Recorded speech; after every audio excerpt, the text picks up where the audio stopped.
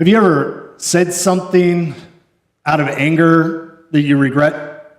Anybody? Yeah? Oh yeah, somebody said. Right? How about, have you ever missed an opportunity because you were afraid? Or have you ever felt so sad that it was hard to get out of bed, that you lost all motivation? We have these emotions, but isn't it true that sometimes these emotions almost seem to have us? Emotions are a powerful, powerful force in our life, and we're going to talk about that today in the fourth part of the sermon series titled Free to Be Me. And if you're new here today and you've missed what we've been talking about, this is all rooted in a passage from a letter written by the Apostle Paul. He says this: Christ has set us free to live a free life. So take your stand. Never again let anyone put the harness of slavery on you. A couple things to note about this passage. One is that Paul is saying that God has done something in history and in our lives to set us free, that we don't do this alone. And the reason he has done this in our lives is for the purpose of making us more free. Now that's good news, isn't it? Because you're at your best when you're the most free.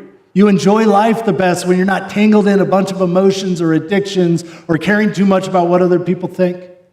And the thing that we learned last week is that God wants you to be free because only free people can free people. And he wants you to be part of this movement that is setting people free to be who he created them to be. So he says, take your stand, do your part. And throughout the series, we've been talking about what that means. It means doing this careful exploration of who you are and what is your work to do. What defines you? And in light of that, in this season of life, what is your work to do? Take your stand, he says, and never again let anyone put the harness of slavery on you. So today we're going to talk about our emotions, because that slavery, it can come from outside, it can come from external pressures, but we all know very well that the internal stuff is powerful, and it can keep us from being free. So let me take you to a story from Jesus. This is Mark chapter 3. This is in the New Testament. If you're new to the Bible, there's 4 accounts of the life of Jesus: Matthew, Mark, Luke, and John. They all tell the story a little bit differently. And Mark is unique because it's the shortest of all the Gospels. And Mark doesn't mince words. He gets right to the point. He's very sparse. And so by the 3rd chapter of Mark, a lot of stuff has already happened in the ministry of Jesus. He's already healed several people. He already called Matthew, the tax collector, to join his group, which was super controversial. He's already gotten into some conflicts with the Pharisees and the other religious leaders, and is into another one of those conflicts that we find ourselves. Mark sets up chapter 3, and he says that Jesus is in the synagogue on the Sabbath. And the Sabbath is a day of rest, and it's supposed to be no work. It's this holy day, and the religious leaders have taken it a little bit to the extreme. And Jesus wants to challenge their overly rigid, rule-keeping religion. And so there's a man there in the synagogue, and he has a withered hand, a deformed hand, and he calls the man up in front of everybody. And this is what he says to the Pharisees and the rule keepers, the religious leaders. He says to them, "Is it legal on the Sabbath to do good or to do evil? To save life or to kill?" Now, let me ask you a question, and we actually looked at this text just a few months ago, and I asked the same question. I'll ask it again. On your day off, and you should have a day off, let me ask you a question. Is it right? Is it morally responsible? Is it okay with God to do good or save a life? If you think so, raise your hand. Right? It's kind of like an IQ test, right? Yeah, but they said nothing. The religious leaders said nothing. They're so entangled in their rigid rule system, they say nothing. And then what Mark tells us next, this is why I'm showing you this story, it says, looking around at them with anger. This is Jesus. Jesus looking around at them with anger, deeply grieved, deeply sad at their unyielding hearts. Now, Mark is the shortest gospel. He doesn't put a whole lot in there, but he chooses to tell us about Jesus' emotional state. Why? Because it's through our emotions that we connect to one another. And it's through this little note about the emotions of Jesus that we begin to connect with him on a human level. Now, let me ask you, what do you think Jesus is going to do? I mean, do you think that he's going to just fall into a puddle of tears because he's so sad or run away? I mean, Or maybe he's going to lash out. Like, what do you do when you get really angry? You think that's what Jesus is going to do? So start throwing things, throw a temper tantrum? What do you think he's going to do? He said to the man, "Stretch out your hand." So he did, and his hand was made healthy. Jesus engages with the religious authorities, with the naysayers, and they fail to get the lesson, and he becomes angry and sad, but he doesn't let those emotions derail him. He keeps his eye focused on the man in need, and he heals him. And this brings us to a point, and this is one of the fill in the blanks in your bulletin if you do that sort of thing. And this point is, if you don't get anything else out of this sermon, I hope you walk away with this. And simply this: we should have emotions. Jesus had emotions. God created you with emotions. It's through our emotions that we connect with one another. But your emotions shouldn't have you. Our emotions shouldn't have us. We should have emotions. Jesus had emotions, but we should not allow our emotions to have us. Let's define what an emotion is. It's pretty simple. Emotions are internal reactions to external stimulus. So if you go start researching about emotions, there's different schools of thought. But the dominant thought is that something happens in the external environment, and it creates an internal reaction, which means that internal reaction is not good or bad. It just is. It's just part of being a person. How we deal with that reaction is what defines an emotion. Let's go a little bit deeper. Here you are, walking along, living life, things are okay, and then something happens. You get cut off in traffic, you lose a loved one, you got to give a speech at school, or you got a job interview. Something in the external environment happens, and emotions flood your body. And you feel it in your body, don't you?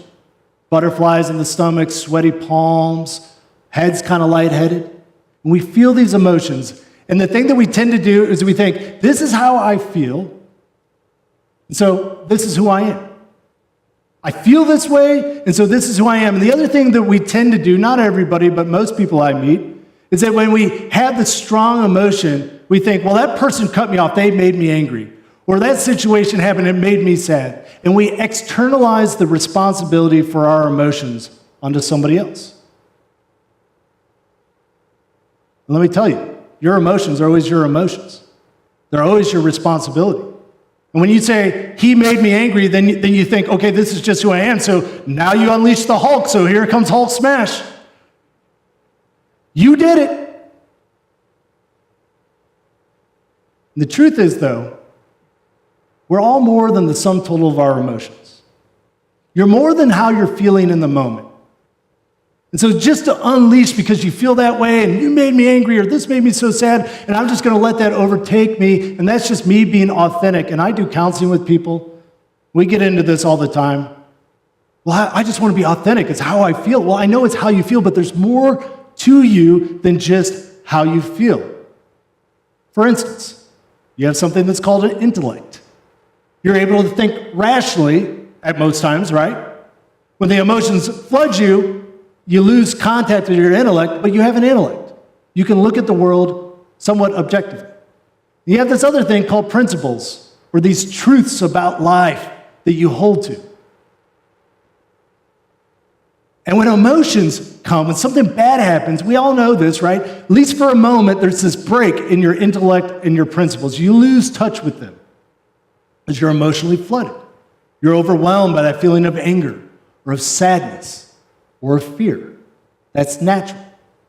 But the key is to try to reconnect with your intellect and your principles. Not shut down your emotions, because your emotions are good. They're there for a purpose. But to have all three. And if you don't, you know what happens. Those emotions just become outsized. Instead of I think, therefore I am, it becomes I feel, therefore I am. And if you function this way, you're going to have regrets. If you function this way, it's going to be difficult for you, and you know this already because we've all acted out of emotions that we were feeling in the moment that were so powerful, and then in hindsight, later on, we go, what was I thinking? Well, you weren't thinking. You were acting out of your emotions. So let's dig a little deeper about emotions. This is called the feeling wheel. I gave you a copy of it. It's black and white. You might jot feeling wheel onto there and look it up for the colored version. There's different versions of these out there, but this one's done by Dr. Gloria Wilcox. And what I like about the feeling wheel, why I think this is so important, is the idea of these core emotions. Right there at the center, there's these core emotions. 3 of them are joy, power, and peace. And then their corollaries are sadness, anger, and fear. And here's why I share this with you and why I think this is an important takeaway. Emotions can be confusing. Emotions can be overwhelming. I mean, look at that feeling wheel. Look how many different kinds of emotions are there. And when we're in pain, we're easily overwhelmed. We're easily confused. And so the process that I'm going to lead you through for the next few minutes is teaching you about these 6 core emotions, how they fit together, and how to identify them so you can have more choice over how you respond to your emotions. So let's go with sadness and joy. I hijacked the yin-yang just to show that they're together, because the purpose of this is not to say that you should just have all joy and no sadness. No, sadness is very important in your life. It serves a role. Anybody see the movie Inside Out, the kids movie? Anybody with me on that? Fantastic movie for kids. It has a little bit different of a theory, but in that movie, the emotion of sadness plays a crucial role. And in your life, there's times where it's really appropriate to be sad. And how you begin to understand your sadness, I think that we can get at it by asking a very simple question, which is, what have I lost? What have I lost? So in 2015, on September 16th, I was on the phone with a doctor, and I told the doctor to stop interventions on my father, who had gone into cardiac arrest and had coded several times. And having worked in a hospital, I knew that after somebody has coded more than once or twice, that their brain was basically damaged beyond repair. And in that moment, I felt a surge of emotion. And that surge of emotion, it was certainly sadness, because I lost something. But here's the tricky thing about sadness, is it's not always just rooted in the moment in the past, but there's this future element to sadness. Because we all have a future story we're telling about our lives, and when we lose something, one of the things that we lose is that future story. And part of my future story was eventually getting called to a church, a wonderful church, and that happened. I'm so glad to be here, and there'd be great people, and that's true too. And that I would talk with my father after church about leadership challenges. And he would advise me, because he was a great leader in his lifetime, and I would be a way better leader if he was still around. And part of my sadness is grieving that future story. But in that moment, when I told the doctor to stop interventions, there was this other side to my emotions, and I felt joy. And the question to get at your joy is to ask, what gifts were given? And while I felt this devastating loss, I also felt this just amazing joy that I was one of the fortunate few that got to have a father who I'm going to miss. And I know that in a room this size, some of us don't have that joy. But I did. And so when life brings something to you and you're feeling an emotion and you're not sure what it is, you can begin to re-engage your intellect by asking, what have I lost? What have I lost? And you can balance out that feeling of sadness. Sadness is okay, but it should not overwhelm us. And you can balance it out with some joy by asking, okay, what gifts were given? It's both. It's both. Let's move on to anger. Anger and power being juxtaposed together is interesting to me because anger is powerful in its own right, isn't it? And anger overwhelms us, and anger leads us to do some really stupid things, doesn't it? And say stupid things. And so the key question for anger is this: what feels threatened? What feels threatened? Where's the threat that is producing this emotion of anger? You get cut off on the highway, and that was a threat, wasn't it? That person was driving in a way that was unsafe, and we know that it's relatively unsafe to drive automobiles. So what is the threat? And you could ask yourself in that scenario, okay, well, I was cut off, that was a threat, that was a danger, but now that person is down the road, and I'm going to re-engage with my power, with what is my work. I'm going to say, what is my work in this moment? And if you got cut off and you're all of a sudden emotionally flooded, maybe your work is just to get in the slow lane, okay? Take a few deep breaths, look around yourself, make sure that you're not going to make anything more dangerous. Rather than what some of you might do, hopefully nobody does this, rather than speeding up and trying to get past that person that cut you off so you can cut them off and teach them a little bit about God's justice, right? What is my work? What is the appropriate thing for me to do? Because when we feel threatened, that's a sense of that our power has been taken away. That somehow somebody has taken something away from us. It's unfair. It's not just. What is threatened? And also, when you ask that question, you can figure out, is it a real threat or just a perceived threat? Because sometimes we react in anger because we perceive a threat. But if we re-engage our rational mind, we can work through that and determine, you know what? Actually, this is not really a threat at all. Finally, fear. Preempted that one. Fear and peace. So the question to ask when we're feeling fear is this: what is uncertain? Fear is ultimately, I think, about the future. And it feels uncertain. And we don't know what's going to happen. So we get the diagnosis. We don't know where it's going to lead. Or we get married. And we have an idea what that future story might be, but we're not quite certain. We get the new job, or we lose a job, or we look for a job, and we're not quite certain if we're going to find something. And there's fear. We can get overwhelmed with it. You ever watch like a thriller? And like within the first 25 minutes of the movie, like you figure out who the killer is?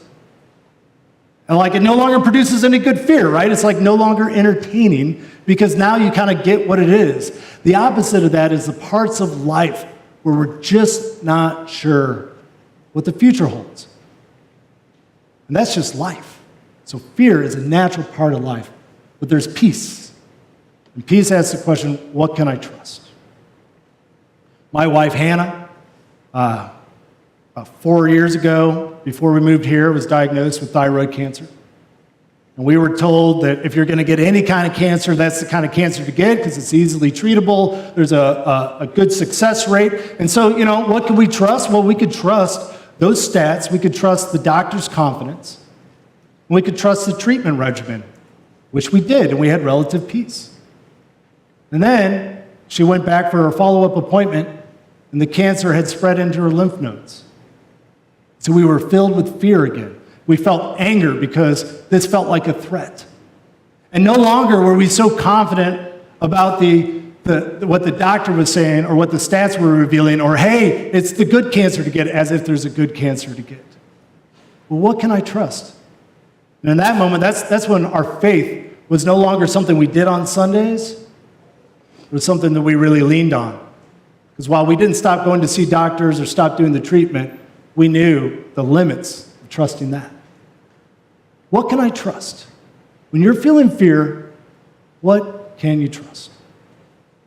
So those 6 questions, I think, at least for me and those I've taught them to, have helped re-engage the intellect, have helped balance out emotions so you can understand what's going on. And now I want to talk to you for a little bit about how to approach each emotion, because they're each different. And so when it comes to sadness, I want you to think of a baby. Babies are cute, right? But babies cry. And what do you do? Say, just imagine for a moment that you were responsible for caring for a baby right now. And you heard the baby crying. What would you do? Comfort. You go over and you pick up the baby. Hopefully you're not scared of the baby, right? It's a baby. You're the adult. You're like 10 times its size, So you go over, you pick up the baby, and you offer the baby comfort. You hold it gently. With our sadness, oftentimes we fear it. We don't want to go down that road of our sorrow. But think of it as a baby. Go pick up the baby. Care for it. Comfort it. And you know the other thing about babies? They stop crying eventually. You can put them down. And the same with your sadness. The worst thing you can do with a baby is ignore it. It's dangerous. And the worst thing we can do with our sadness is ignore it. Instead, we hold it, we comfort it, and we ask the question while we're comforting, where are the gifts? Where's the joy as well as the sadness? Now, anger, it's more like a toddler, and toddlers, we know, are powerful. They're like little cavemen, little cavewomen, right? They're like super muscular, and they don't know the extent of their strength. And if you let a toddler like go without any sort of restrictions or without any control, that toddler can be a menace. Who here has been in a restaurant and there's somebody else's kid who's a toddler, and they're like not putting any control on that toddler, and you just like want to get out of there or strangle somebody or maybe both? And our anger, it's a necessary part of who we are. It was created by God. It serves a purpose. It is a natural response to a threat. But just like a toddler, you need to stay in control rather than let the toddler be in charge. And we know that when a toddler's in charge or when somebody's anger is in charge, that things get out of hand. And finally, fear. Fear is like a teenager. Teenagers, they've grown enough and they've lived enough to know that the world is uncertain. And they've matured enough to understand that despite their best efforts, there's going to be part of life that they just can't control. There's part of life that they just can't make okay. And so that produces fear because it's uncertain.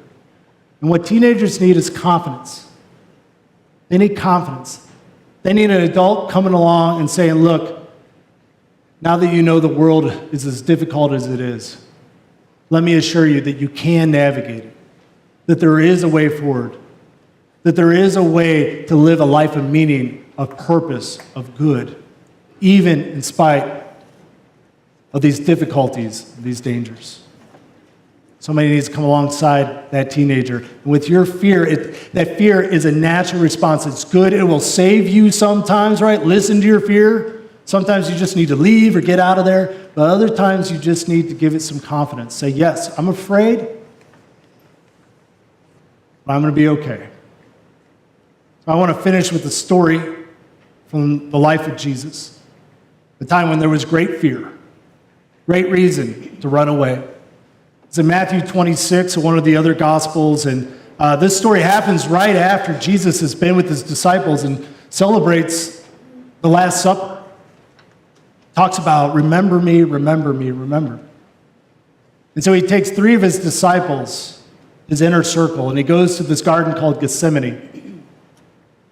And he sits his disciples down and he says, I want you to stay here and keep watch because Judas has already left, his betrayer. And so Jesus knows that his arrest is going to be any minute. And so he's preparing for that. And Matthew tells us that when he took Peter and Zebedee's 2 sons, James and John, Jesus, began to feel sad and anxious. Again, the gospel writer chooses to tell us about Jesus' emotional state because that connects us to the Lord.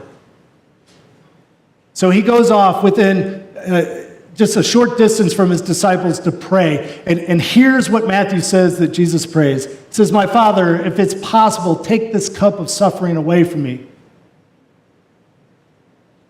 No, I'm going to the cross. I know what they do to people like me. They brutalize them, and it's going to be so painful. If it's possible, take this away. However, not what I want, but what you want. I trust you. Trust you. He goes back to find his disciples, and Matthew tells us that while Jesus said, hey, keep watch, okay, because we're going to be arrested at any point in time, he goes back to find the disciples, and they're doing what? Anybody remember this? Sleeping, right? They're just asleep, right? These guys can't stay awake. This such an important moment in the life of Jesus. He needs his friends, yet his friends let him down. And sometimes in our lives, when we're facing uncertainty and sadness and fear, we go to our friends, and sometimes they're great. God bless them for that. Sometimes they let us down. So Jesus, he goes back to the Father. This time his prayer is a little different. Go back one screen. My Father, if it's not possible, before he was praying, if it could be possible, but now he's beginning to make peace with the fact that his uncertain future is becoming kind of certain. He knows where this is going. If it's not possible that this cup be taken away unless I drink it, let it be what you want.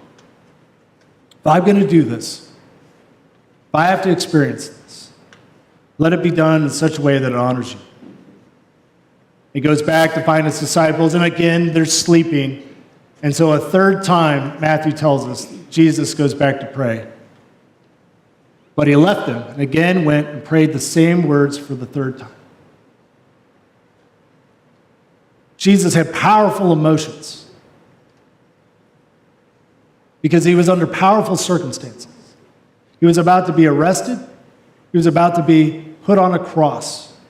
He knew where it was going. He saw what happened in the corrupt Roman courts, how they crucified leaders like him. And with those powerful emotions, he prayed. But one time wasn't enough. 2 times wasn't enough. It took him 3 times. And when your emotions are so overwhelming, which they get that way, don't they? It's good to ask those questions and try to get back to your intellect, but sometimes before you can do any of that, you just need to go back to the source that you can trust. And it might take you 1 time, it might take you 2 times, maybe 3 or maybe even more. But if you can follow the example of Jesus, then you have a way forward. It's what Jesus does in those moments. He surrenders to the Father. And that's the application. That's what I suggest that you do when you're emotionally overwhelmed. Surrender to the Father, not your feelings. You should feel your feelings. Your feelings are important. But we don't want our feelings to overwhelm us and lead us because there's more to you than your feelings. And the good news, if you believe what Jesus says, if you believe the example that Jesus provided, is that when you go back to the Father time and time again and surrender yourself to his plan and his will for your life, it makes all the difference. So you know what happens after Jesus prays? He wakes up the disciples again, falling asleep for a 3rd time, and he says, all right, guys, come on, let's go. We're about to get arrested. He's able to face the moment. He's able to be who he is. And when he gets strung up on a cross and he's suffering mightily, he prays, Father, forgive them, for they know not what they do. He prays for those who persecuted him. He's himself principled all the way to the end. Let us pray. God, we thank you for emotions, for they connect us to each other, they connect us to our world. They are an essential part of being a human being. And God, I pray that each person here would be free to feel all that you've given them, both joy and sadness, anger and power, fear and peace. But God, help us to not let any of these emotions overtake us. Let us not surrender to our feelings. Let us become surrendered to you, trusting in you.